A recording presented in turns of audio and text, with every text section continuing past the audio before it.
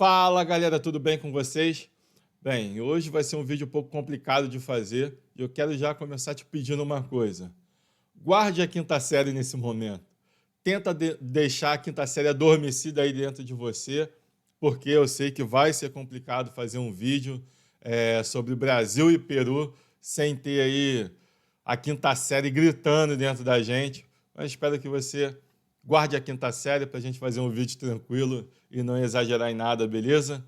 Consciência limpa e tranquila. Bem, o Brasil ganhou de 4-0, mas ainda não é a seleção que a gente espera. E antes de eu falar desse jogo, eu quero te pedir mais uma vez, se inscreva no canal, deixe o seu like e compartilhe esse link. Me ajuda aí a espalhar esse vídeo para mais pessoas, divulgar mais esse trabalho que eu estou começando agora, e eu conto com a sua ajuda. Lembrando que eu estou com a meta aí bem humilde de chegar a pelo menos 100 inscritos até o final do mês, e se você me ajudar, eu tenho certeza que eu vou conseguir. Então compartilhe esse link e não esquece também de ativar o sininho para você receber as notificações dos próximos vídeos, beleza? Bem, falando do jogo em si, num geral, não podemos deixar de falar que a seleção peruana é uma seleção muito ruim, muito fraca mesmo. Não sei como o Uruguai conseguiu perder para essa seleção. Acredito que todos os bastidores do que está acontecendo na seleção do Uruguai comprometeu a partida e hoje eles não ganharam de novo, empataram em casa, saíram vaiados do estádio, enfim. Mas a seleção peruana muito ruim, bate muito, chega muito firme. É uma seleção que não vai para a Copa, tá ali, só não está em último porque o Chile consegue ser pior do que a seleção peruana, mas o Chile ainda dá uma expectativa de ter uma melhora. Mas essa seleção peruana realmente muito fraca. Apesar de ter alguns jogadores que parecem ser bons jogadores, na seleção não conseguem fazer um bom time, e é uma seleção que realmente muito ruim, que deixa muitas brechas, se perde durante a partida, principalmente por esse lado violento que eles têm. Eles batem muito. Só para a gente ter uma noção, tiveram muitos cartões amarelos no jogo de hoje, e eles só conseguiram dar o primeiro chute deles aos 13 minutos. Isso, aos 13 minutos do segundo tempo foi quando eles deram o primeiro chute a gol com a Advíncula. Até lembrou o lance dele na final da Libertadores do ano passado, só que esse chute dele hoje sem perigo algum. Um Peru que ainda tentou chegar algumas vezes lá no gol do Brasil, mas sem sucesso, sem muito perigo. Hoje, a seleção brasileira não correu riscos, mas ainda não foi aquela seleção encantadora. Outro destaque também, antes de falar da seleção brasileira, de fato, esse árbitro Estevão Stoic. Que árbitro enrolado, que árbitro fraquinho também. Esse nível de arbitragem ainda sul-americano irrita muito, bem perdidinho, bem sem critério. A seleção peruana batendo desde o primeiro minuto de jogo. Ele ainda demorou a soltar alguns cartões, apesar que teve um cartão cedo, mas talvez se fosse mais para o final da partida até recomendariam ali uma expulsão para o atacante da seleção do Peru, o pisão que ele deu ali no meio-campo do Brasil, que eu não lembro quem foi. Mas um árbitro bem enrolado. A questão dos acréscimos, então, a gente nem precisa falar. No pênalti a favor do Brasil no primeiro tempo, demorou ali mais de 5 minutos para o VAR revisar, ele ficar ali batendo papo com os jogadores. Só nesse lance do VAR foram mais de 5 minutos. Fora todos os outros lances que parava-se muito, teve um gol do Peru que foi anulado por impedimento, estava muito impedido ali o jogador do Peru, mas precisa ter a revisão do VAR, então ali não foi tanto tempo, mas demorou ali quase 1 minuto, mais 5 minutos da revisão do pênalti do Brasil, só isso foram 6 minutos, fora as paradas que toda hora o goleiro do Peru, desde o primeiro minuto fazendo cera, toda hora uma falta, toda a falta reclamação da seleção do Peru. O Advíncula e o árbitro ali pareciam melhores amigos numa resenha no bar de fim de semana, de tanto que bateram papo. E no final do primeiro tempo ele deu apenas 3 minutos de acréscimo, e no segundo tempo ele só deu 2 minutos de acréscimo e deveria ter dado pelo menos 7 minutos no primeiro tempo e pelo menos 8 minutos no segundo tempo, se a gente levar em consideração toda a recomendação da FIFA. Segundo tempo tiveram todas as substituições possíveis, tanto do Brasil quanto da seleção do Peru, e para cada substituição a FIFA recomenda aí pelo menos 30 segundos, então só de substituições deveriam ter aí, colocar 10 substituições, mas algumas foram 2 jogadores ao mesmo tempo. Pode colocar aí só de substituição pelo menos 4 minutos, ele só deu 2 no segundo tempo, fora as paradas que tivemos durante o jogo, o lance de pênalti, que mais uma resenha até a cobrança de pênalti no segundo tempo. Para ter noção, foram mais 5 minutos do momento do pênalti até a cobrança do pênalti. Então, o árbitro bem enrolado e depois não soube ali dar o tempo necessário. Apesar que já um jogo 4-0, ele ter dado 2 minutos ou dar mais, não foi impactante no placar, mas ele deve cumprir a regra e deveria ter dado mais tempo ali. E falando da seleção brasileira, o Dorival veio com uma escalação diferente hoje, veio com Gerson e Bruno Guimarães de titular, voltou ali com Igor Jesus, o mesmo quarteto ali na frente, né, no ataque, e a mudança mais importante foi a saída do Danilo e a entrada do Wanderson, que hoje não fez tanta diferença, já que, principalmente no primeiro tempo, a gente via ali o Rafinha, o Savinho e o Wanderson se embolando na ponta ali, na ponta direita. É algo que o Dorival precisa corrigir, fica bem nítido, bem claro, que é uma situação que não é treinada, é uma situação que não tem uma coordenação entre eles para saber quem vai ocupar determinado espaço. Existiam momentos do jogo que ficavam os 3 na mesma posição. O Rafinha e o Savinho, muitas vezes no primeiro tempo, principalmente, se embolavam ali na ponta direita e às vezes o Wanderson ia fazer a passagem, mas não fazia porque já estava ali o Rafinha e o Savinho. Então se embolaram muito ali.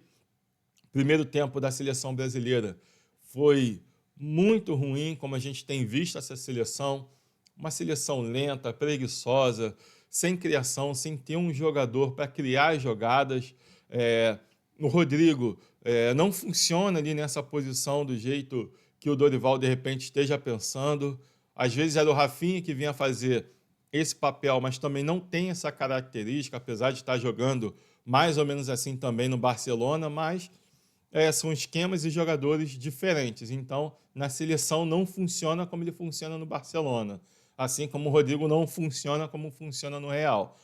E o Rodrigo, mais uma vez, abaixo, tivesse que dar um destaque negativo hoje para a seleção, seria para o Rodrigo, porque ele destoou dos demais, né? O Savinho também, muito, muito abaixo. O Luiz Henrique, os poucos minutos que esteve em campo, foi melhor do que as 2 participações nos 2 jogos do Savinho nessa data FIFA.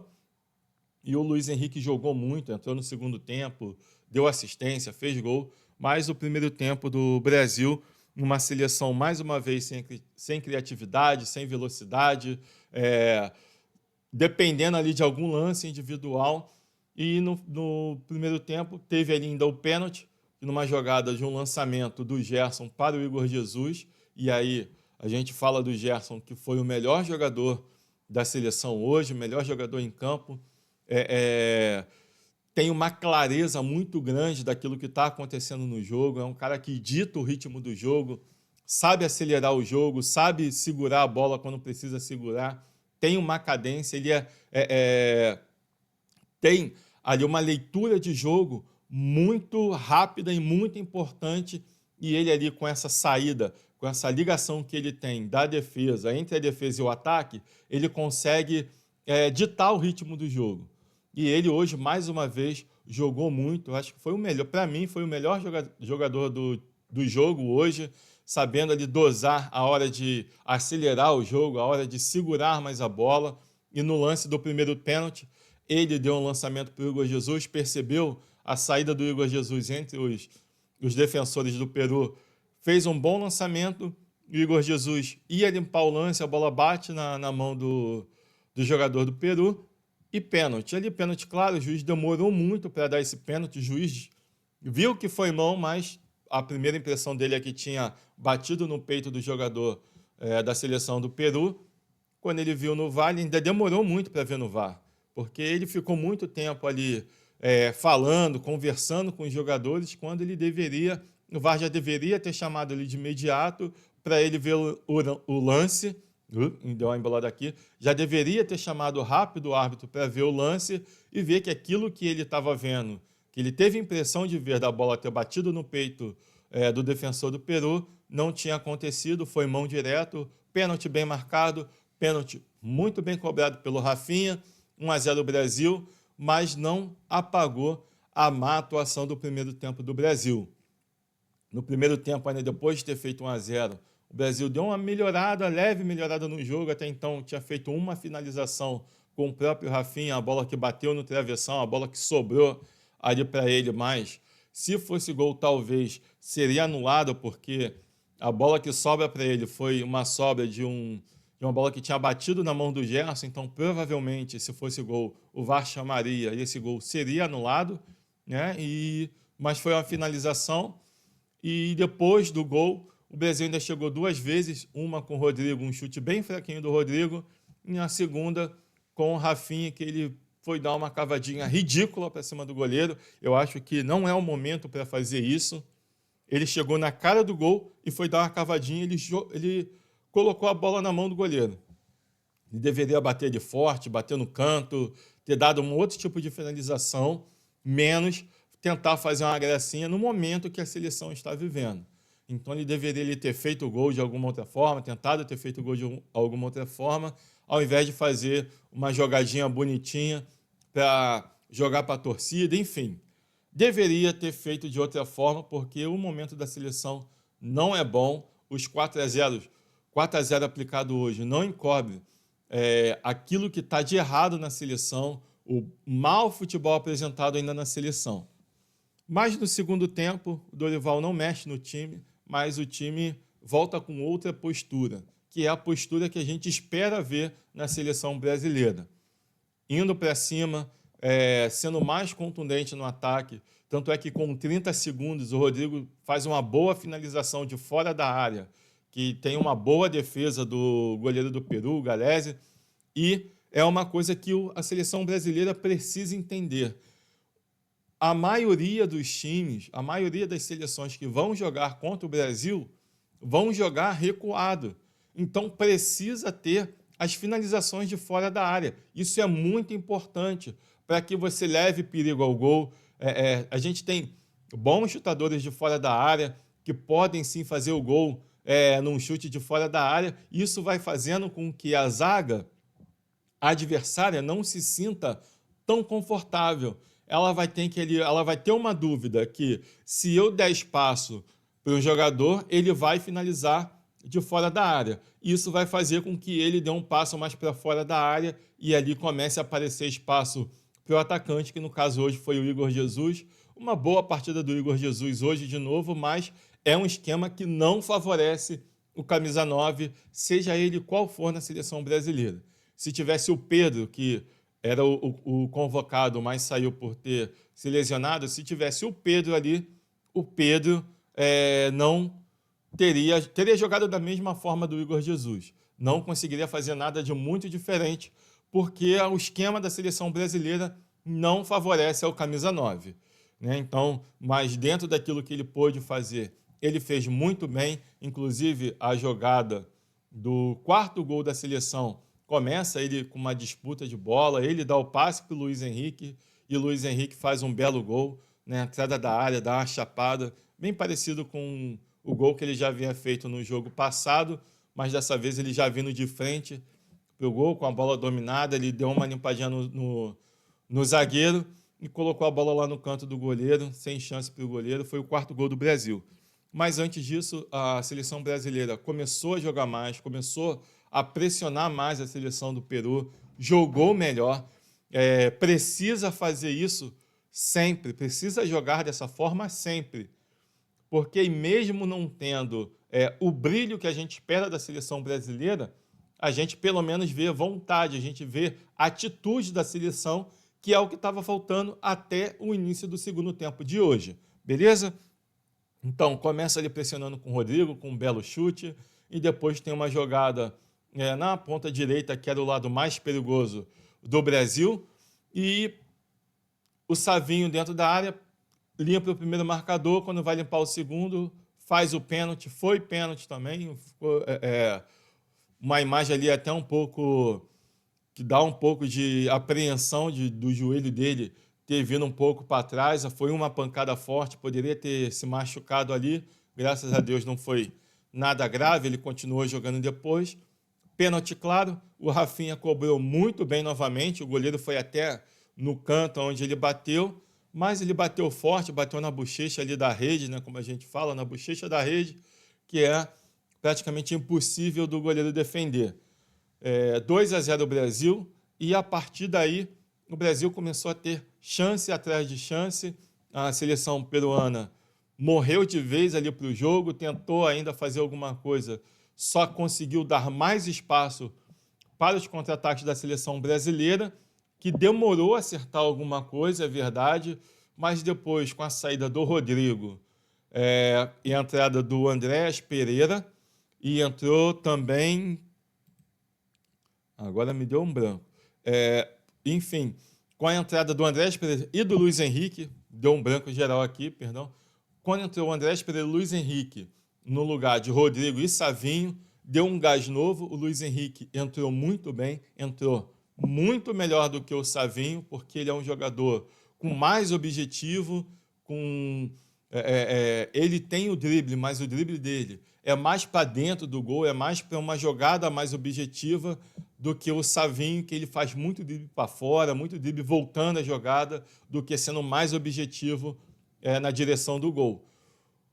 Logo na primeira jogada do Luiz Henrique, ele dá sua característica arrancada pela ponta, tira o marcador, faz um cruzamento na medida e o Andréas Pereira faz um golaço de voleio, a lá Bebeto, ali, que estava com a camisa 7, por coincidência. A camisa que o Bebeto fez bastante gol dessa forma, e ele faz um golaço de voleio.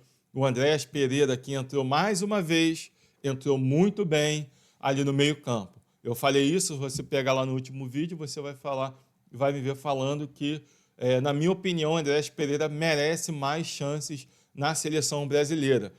Isso porque ele tem uma característica que falta à seleção brasileira, que é o toque de bola, um passe mais decisivo, umas enfiadas de bola que ele tem qualidade para fazer. O jeito que ele bate na bola é diferente, enfim.